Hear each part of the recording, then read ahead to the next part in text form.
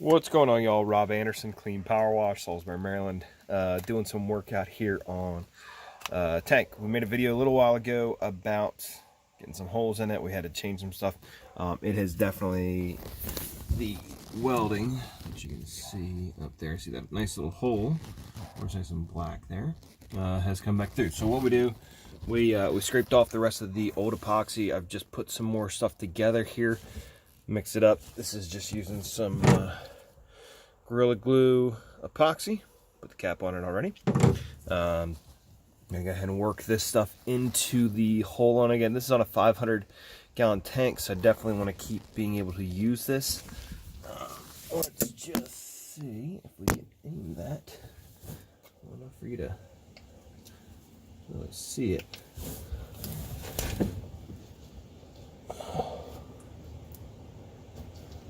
Of course, I decided to troubleshoot and identify this right before we got a big project going on.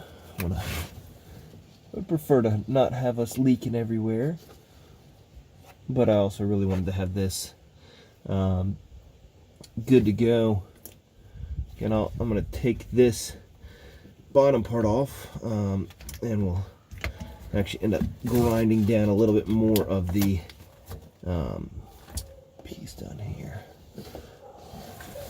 So switch around, grab a little bit more of this stuff on here.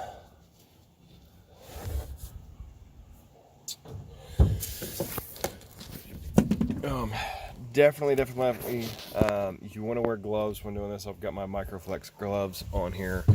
1 second here. See if we can let you be able to see inside the tank. So you can kind of see in there where that black spot is. No, it's clear, black. So again, I would really like to get in there and mess with it, but my body is bigger than that opening there. So again, just using the two-part epoxy, put that in there. We're gonna let it dry. I'm gonna go ahead and get the angle grinder out, grind down the foot mounting block or whatever over on here. Sorry, this is gonna be funny. Pretty dark video, but whatever.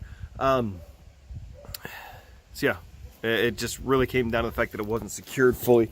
We did add C down there. You see the other brackets now, so we have brackets that'll stop it from going left to right as well as front to back. I'm gonna jump in here. Again, so two-part marine epoxy is ideal. We got some quick setting stuff because it's kind of cold right now. It's a little damp outside.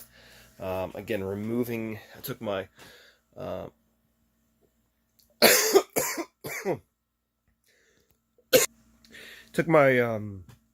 sorry, I had a coughing fit there, multi-tool, and was able to go ahead and scrape off all the old epoxy. It has held up for 4 months since the last time we sealed it. And the side brackets, we weren't able to get those put on right away, so it has had that time to move a little bit left and right before we were able to get that back on. So that also had to do with part of that premature failure on there. So again, I'm going to go out there, I'm going to get my my grinder, take this bad boy, and we're going to grind off that metal a little bit more. That way there's no sharp spots to try to poke through there. And as in the previous video you saw on there too, we've got some old garden hose, or just some regular black rubber hose that we cut through and made as a kind of a cushion barrier on it. So just because you get a hole in a tank doesn't mean you got to scrap it. A little bit of epoxy, and if nothing else, you get more months out of it, and then you got to replace it eventually. So be it. Have a great night. See ya.